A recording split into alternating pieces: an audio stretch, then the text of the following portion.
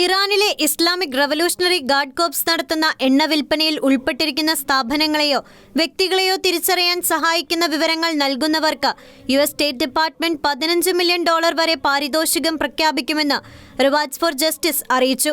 Iranian എണ്ണയുടെ വിൽപ്പനയും കൈമാറ്റവും ഉൾപ്പെടെയുള്ള വിവിധ നിയമവിരുദ്ധ പ്രവർത്തനങ്ങളിലൂടെയാണ് IRGC ഭീകരപ്രവർത്തനങ്ങൾക്ക് വരുമാനം ഉണ്ടാക്കുന്നതെന്നും ഇതിന് ഭരണകൂടത്തിന്റെ അനുമതി ഉണ്ടെന്നുമാണ് US പറയുന്നത്.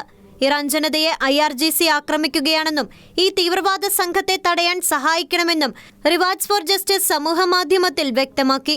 അതേസമയം ഇറാനുമായി ബന്ധപ്പെട്ട കപ്പലുകൾക്കും സ്ഥാപനങ്ങൾക്കുമെതിരെ US ട്രഷറി ഡിപ്പാർട്ട്മെന്റിന്റെ office of foreign asset control പുതിയ ഉപരോധങ്ങൾ ഏർപ്പെടുത്തിയിട്ടുണ്ട്.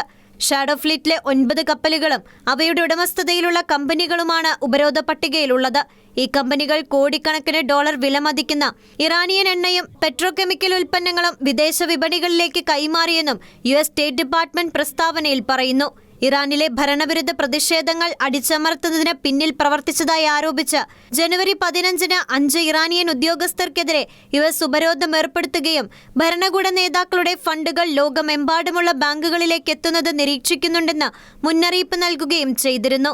ഇറാന്റെ സുപ്രീം കൗൺസിൽ ഫോർ നാഷണൽ സെക്യൂരിറ്റിയുടെ സെക്രട്ടറിക്കും IRGCക്കും നിയമനിർവഹണ സേനയുടെ കമാൻഡർമാർക്കും ഉപരോധം ഏർപ്പെടുത്തിയതായി US ട്രഷറി വകുപ്പ് പറഞ്ഞു.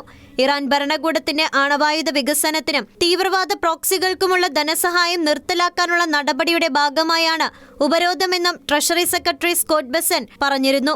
ഇറാൻ ഭരണകൂടത്തിന്റെ വരുമാനം തടസ്സപ്പെടുത്തുന്നത് ഇറാന്റെ ആണവ അഭിലാഷങ്ങൾ നിയന്ത്രിക്കാൻ സഹായിക്കുന്നതിന് നിർണായകമാണെന്നും അദ്ദേഹം കൂട്ടിച്ചേർത്തു. International desk, Shekinah news.